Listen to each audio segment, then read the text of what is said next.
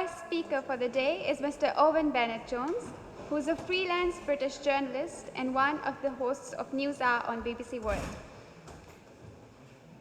You have seen him writing different books, and you may have seen a lot of reports from him because he has been to almost all the countries in the world, and he knows a lot. And that he's going to show you in his speech right now. Mr. Owen Bennett Jones. I just thought I'd start by reflecting a little on the title of this conference, the Pakistan Future Leaders Conference. And of course there is some justification for assuming that people here will go on to lead Pakistan. There was Imran Khan, who was at university here at Keble College, I think, and Benazir Bhutto was at St. Cat's, and at Christchurch, Bilal and Zulfikar Ali Bhutto, and at Exeter College, I didn't realise this, Liaquat Ali Khan, and I think maybe some others too. It's quite similar to the situation in the UK. If you look back at the period since Pakistan was created, Oxford has produced these prime ministers: Cameron, Blair, Thatcher, Wilson, Heath and Douglas Hume, who you may not be familiar with, but Douglas Hume was early on in Pakistan's days. He was prime minister here. Well, I just wanted to make a couple of points about this idea, though, that this is the Pakistan Future Leaders Conference. I think British students who are studying here with ambitions to lead Britain would hesitate to suggest in a public conference that they were the future leaders. They may have similar ambitions, but I think they would be rather more low-key about advertising them. And I think if some of the members of the British establishment's children who are here from the UK held a conference saying Britain's Future Leaders Conference, they would probably be driven out of town fairly rapidly, and it wouldn't be greatly appreciated.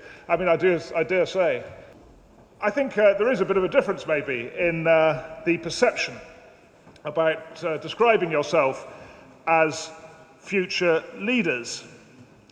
And it may also be worth making the point that I'm aware that quite a few of you would not appreciate hearing from a Westerner about Pakistan, that many of you might think it is inappropriate for someone from the UK to be opining and talking about Pakistan. And I do very much take the point that many Westerners who visit the developing world seem to have a greater desire to lecture people in the developing world rather than to learn from them.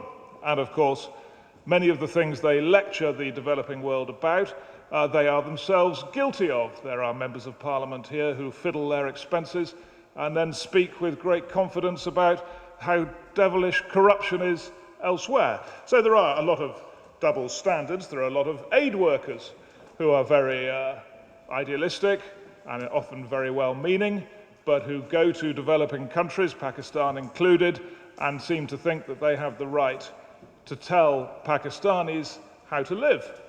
And often these aid workers don't actually have very great educations themselves. So I don't see that they are in a great position to lecture others. So I fully take the point that you may not particularly want to hear from me, and I rather sympathise with that point of view. I would take what I say with a great pinch of salt, because I'm sure you can make your own decisions and have your own views, which will be much more relevant than mine.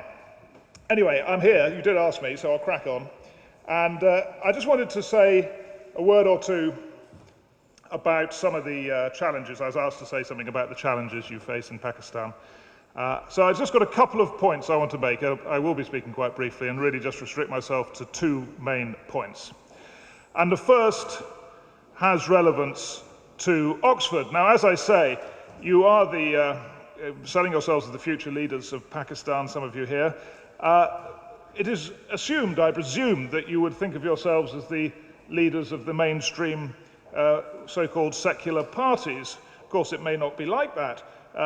British universities have produced many people who've gone on to a rather different political approach. If I looked at the London School of Economics, there was Omar Sheikh.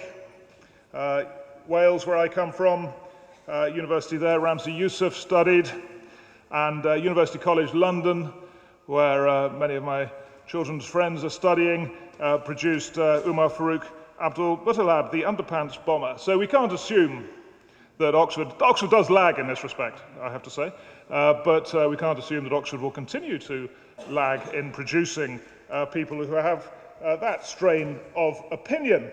And I just have to ask whether it is necessarily the case that the privilege that is associated with Oxford University, the wealth and the connections that help people get here, whether that is a decisive factor in their not producing people with very strong, maybe let's call them jihadi, points of view. I just want to go through the case of one man, because it is often assumed that poverty and militancy are linked, and I want to discuss that just for a few minutes. It's quite a difficult issue, quite an interesting issue, and I think quite relevant to quite a few of you here. So I'm going to start with the case of Ajmal Kasab. You may be familiar with the name, one of the Mumbai bombers, the one who survived. And it was actually 6 years ago, almost to the day, that he set sail for Mumbai. And he was a pretty typical jihadi recruit.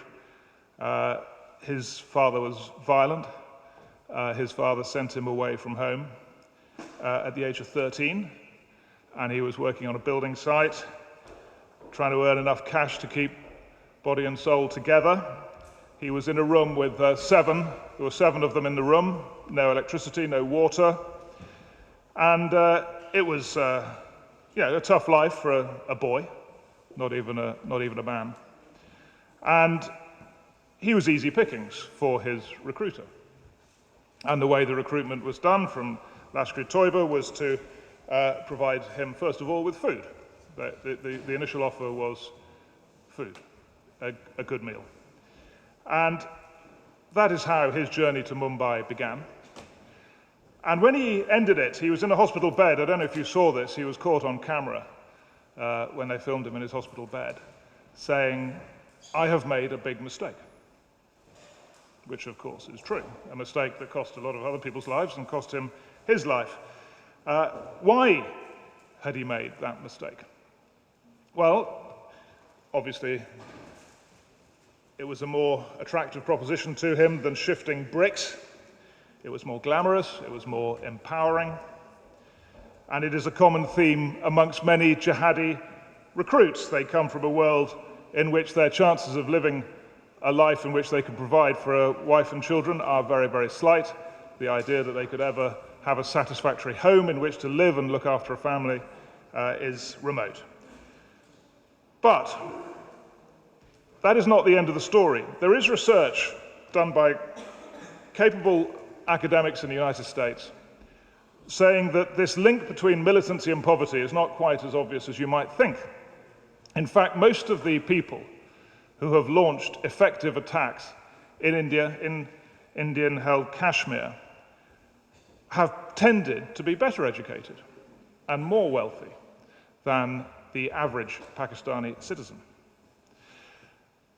The data for this, I should say, comes from obituaries in the publications produced by Lashkar-e-Toiba and Hizbul Mujahideen, and you could argue, I think, quite convincingly, that those two groups probably do have higher educated recruits than maybe the Pakistan Taliban. So maybe that's part of the story. And that is quite an important point to make, because, as you will here know, but as many in the UK do not know, there are many different militant outfits. They have different memberships, they have different historical roots, they have different leaders, they have different historical experiences, recruiting grounds, passions, ideological views, and support bases. It is complicated. President Bush tried to reduce the war on terror to one single war on terror, but of course, it's much more complicated than that. And in fact, the US failures and British failures in Afghanistan and Iraq flowed in part from the inability of politicians on this side to understand the differences, the distinct battlefields, the different fronts, the different motivations of the people they were fighting. And so it is with, I would argue, jihadi recruits. There are some of the reluctant fundamentalists, as so acutely identified by Mohsin Hamid in his book, and there are others in Punjab, maybe, some of the sectarian groups who have a particular class basis in the small trading community for their particular take on life, and there are others in the Pakistan Taliban, like those boys who killed Benazir Bhutto on the day, let us never forget, on the day the people who killed Benazir Bhutto were all 15 years old or younger.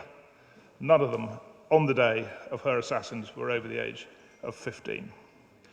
And these, of course, are the children who have absolutely no prospects whatsoever. So, would Ajmal Kasab have acted differently if he'd, like you, been looking forward to a life with a job, a home, some friends, prospects? Well, we don't know, but I think we can agree he might have avoided that mistake if that were the case. Now, just one other area I want to discuss with you, because it's another touchy area, which is anti-Americanism. And, of course, anti-Americanism is thriving in Pakistan, has been for many years, probably more intense now than it ever has been, and that's saying something.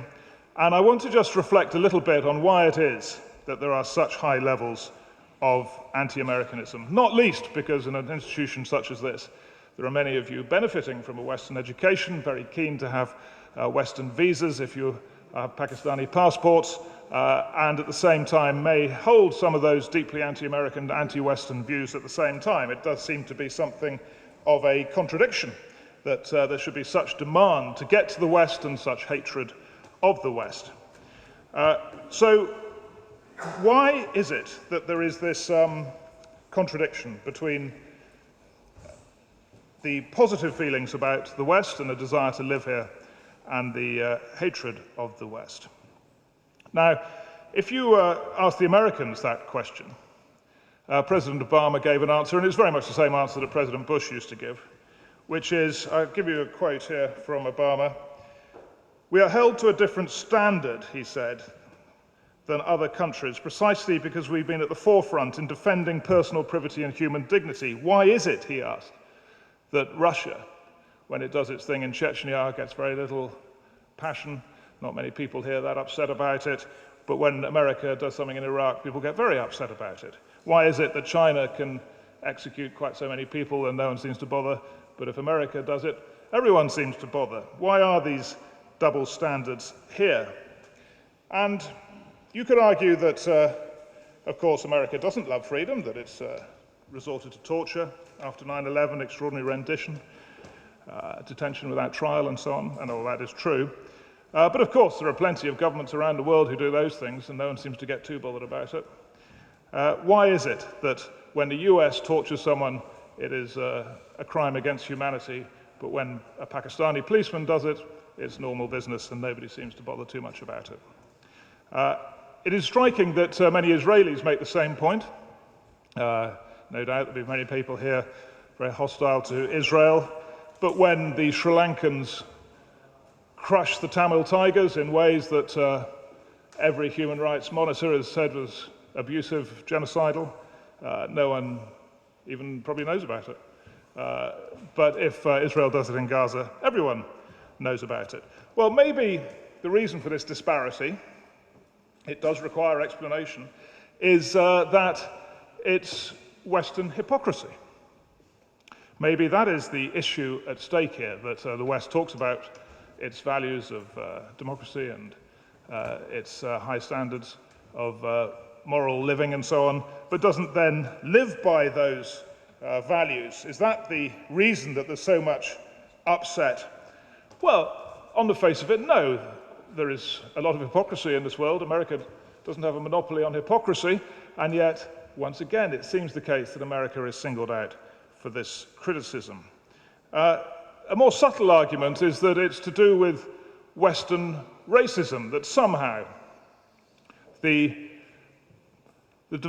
Western liberals don't think that developing politicians can achieve the same standards as American politicians. They seem to not have the same expectations of developing world politicians as they do of Western politicians. It's an almost racist argument that we should think that somehow Westerners are more capable of these higher standards and therefore be more forgiving of those who fail to achieve these standards in the developing world than we are in the West. I don't think that's the full story either. I think it's quite an interesting point. There may be some truth in it. But to fully unlock this, you need to look at, I think, the difference in attitudes between, that are shown towards the US and the UK.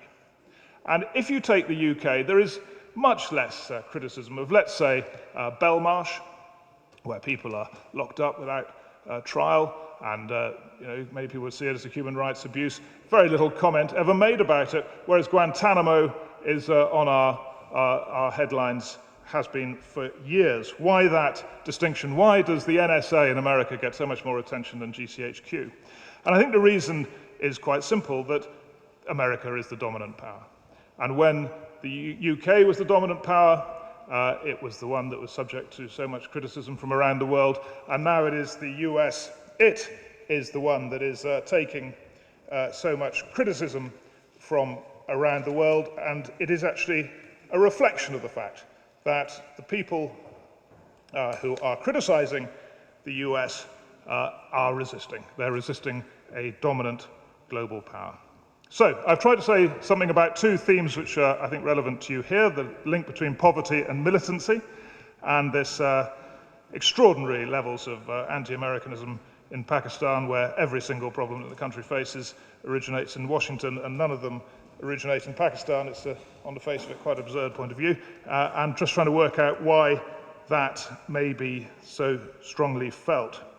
So, as I say, it is your fate at events like this to be lectured at by Westerners who know nothing about your culture or society, so do feel free to reject everything I've said. I would just urge you, though, to try to think a bit behind the headlines and behind the mainstream opinions onto what is going on with these sort of social trends. And as a final remark, I guess I better say, if you do end up leading Pakistan, I wish you luck. It's not an easy job. Thank you very much.